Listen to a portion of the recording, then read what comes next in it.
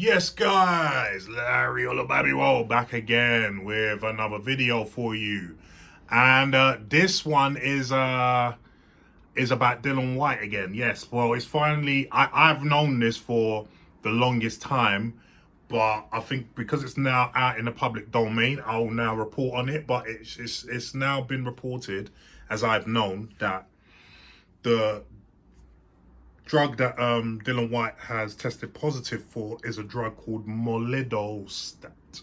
Molidustat. Yeah, I think that's how it's pronounced anyway. So I know that would be a very unfamiliar drug to a lot of you. So I'll try and explain what it is. I'll do my best anyway. So Molidustat is a drug that basically, in a nutshell, increases the body's own production of EPO.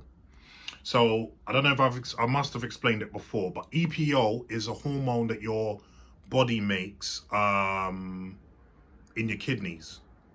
And basically this signals to the bone marrow to increase production of red blood cells, which is the oxygen carrying cells in your body.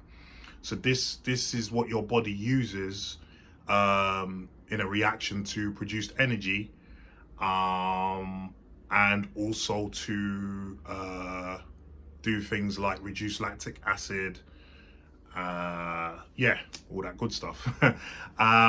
So yeah, that's basically, and we know that EPO is an extremely good performance enhancing drug.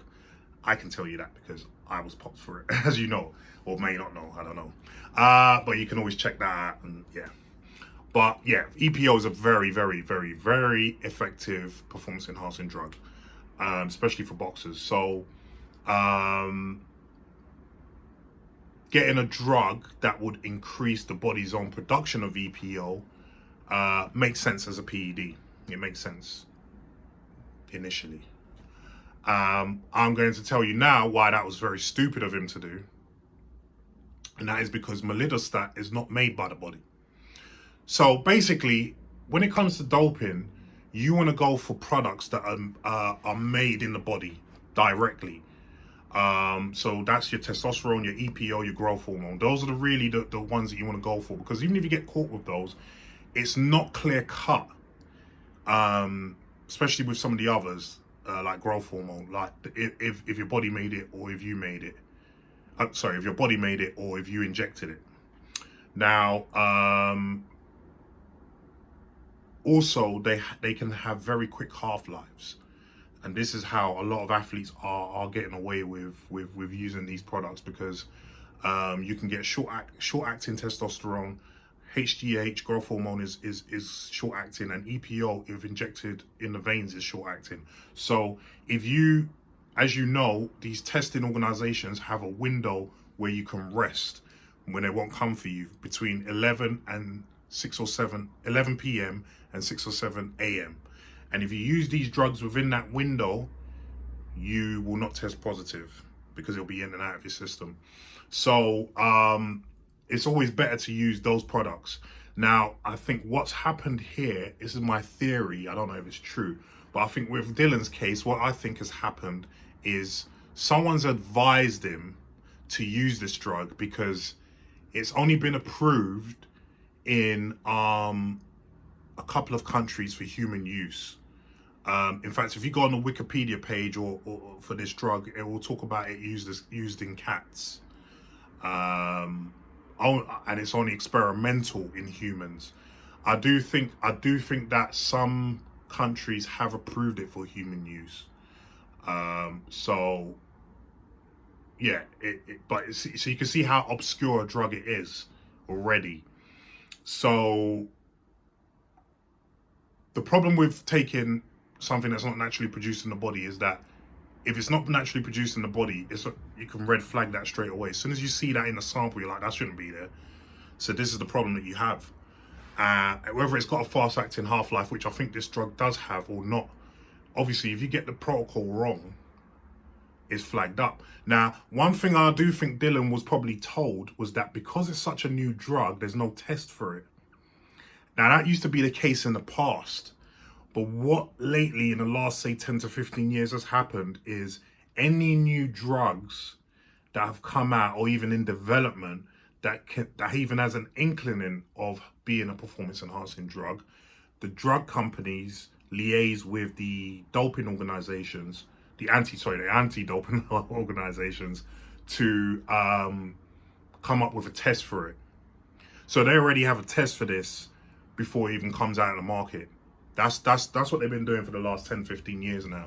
So obviously someone's probably given Dillian that information that, oh, it's a new drug, it won't be tested for yet. And obviously they didn't know that the pharmaceutical companies liaise with the anti-doping companies. So yeah, that's that. So I think that's what's probably happened. And then he's popped for Molidustat. Apparently, I don't know if that's true, if what I'm about to say now, but apparently he tested multiple times positive for this drug, which would then go back to what I was saying earlier, that he was probably told there was no test for it, and so probably thought, I can just use this throughout and not have to worry about coming off of it, you know.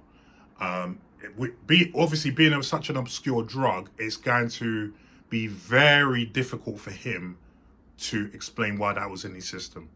Now, he cannot claim, again, contamination by the supplement company, whoever supplements he was taking, because again, as I explained in the Alicia Baumgardner video, if you're trying to contaminate supplements to get people to buy your supplements, you're going to contaminate it with something that obviously works.